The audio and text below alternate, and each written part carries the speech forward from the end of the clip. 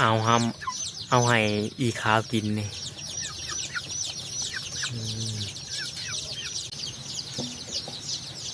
กินได้ไหมยืนซึ้งอยู่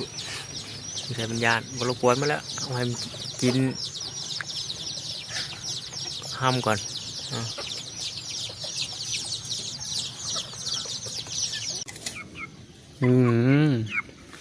บางเนียงมัน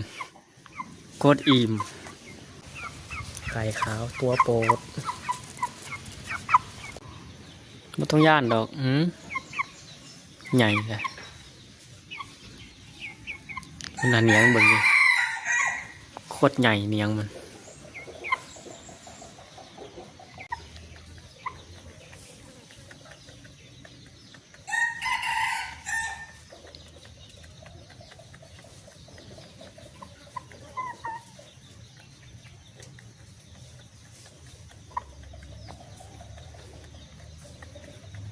กินใหญ่เลย